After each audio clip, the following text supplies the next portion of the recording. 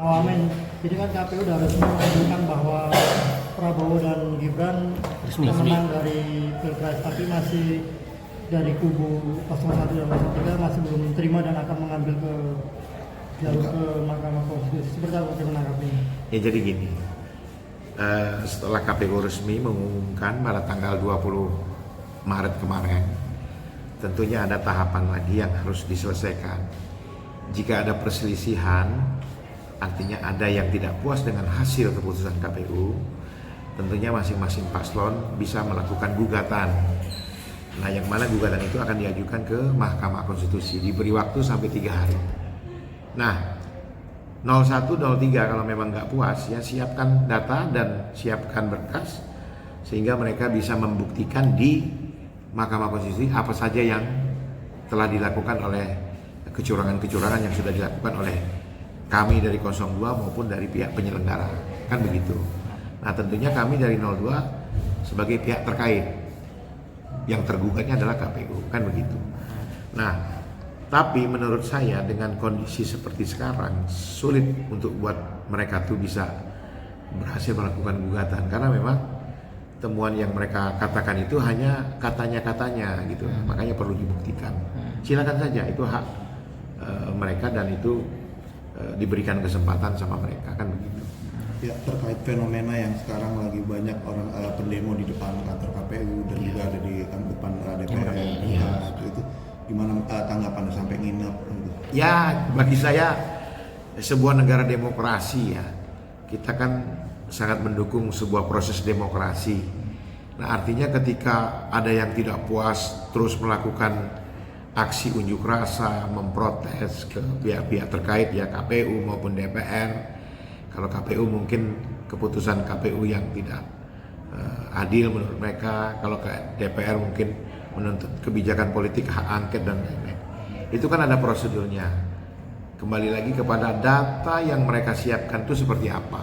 Termasuk angket, mereka mendesak supaya DPR itu melakukan hak angket.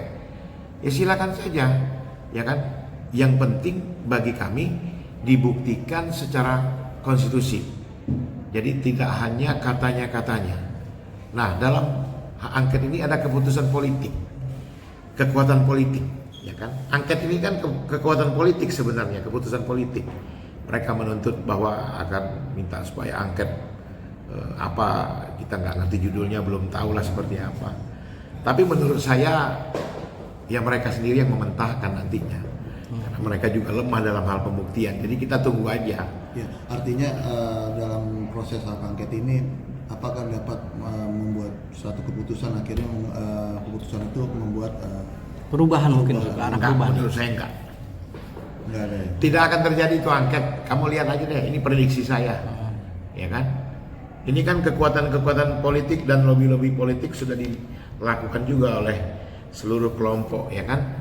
Di internal mereka sendiri aja terpecah. Ada yang setuju angket, ada yang tidak setuju angket. Bagaimana mau bersatu?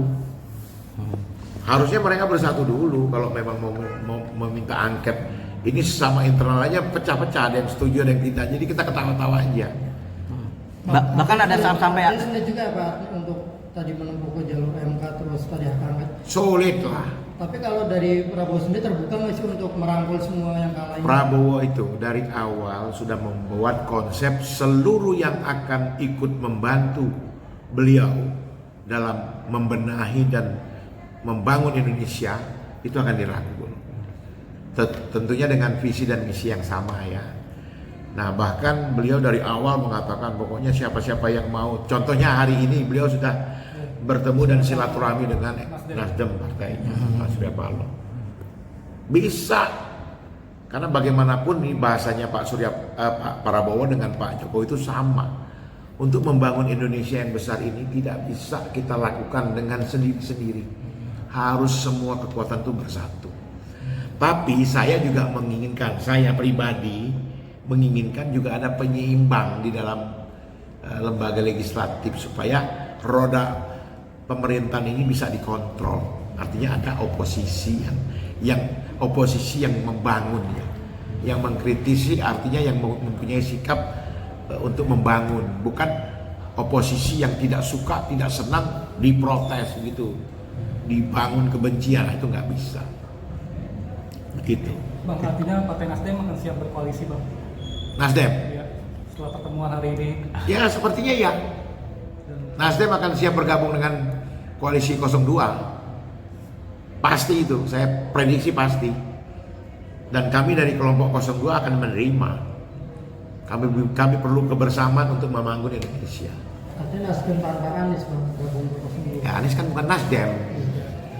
Ah, emang Anies itu Nasdem? Buka KTA-nya ada nggak Nasdem dia? Nggak ada. Anies itu orang yang dicalonkan Nasdem, ya kan? Belum tentu jadi KTA Nasdem. No. Teman-teman minta sama Anies, minta dong mana KTA-nya Anies ada nggak gitu? Tapi ada statement Anies yang ngajak mau ngulang pemilu. Iya, kemungkinan terburuk ke arah situ. Nah, Apa sih? Pemilu ulang khusus untuk pilpres itu gimana tuh? Kan maunya Anies. Ketawa sendiri, yang nanya ketawa sendiri. Maunya Anies itu kalau bisa dia langsung jadi presiden, itu gimana caranya? Ayo, ya kan? Mas Anies. Bang, kalau untuk P3 sendiri seperti apa, Bang? Itu kita khawatir juga itu dengan P3. Ya P3 ini kan dari awal sudah diprediksi tidak masuk dengan survei-survei ya. Nah saya sebagai teman ya di Pak Sandi, di Margiono, ya menyayangkan lah. Kurangnya kan cuma 0,2, 0,3%. Itu diprediksi kalau suara itu 130.000 suara. Sayang sekali. Tapi ya itulah sebuah politik ya. Nah, jadi memang kabarnya sekarang lagi gugat ke MK dia. Iya. Lagi bukan gugatan ke MK karena mereka punya data. Nah kalau mereka punya data ya boleh dibongkar lagi tuh, ya kan? Nah ini yang harus kita lakukan begitu. Oke?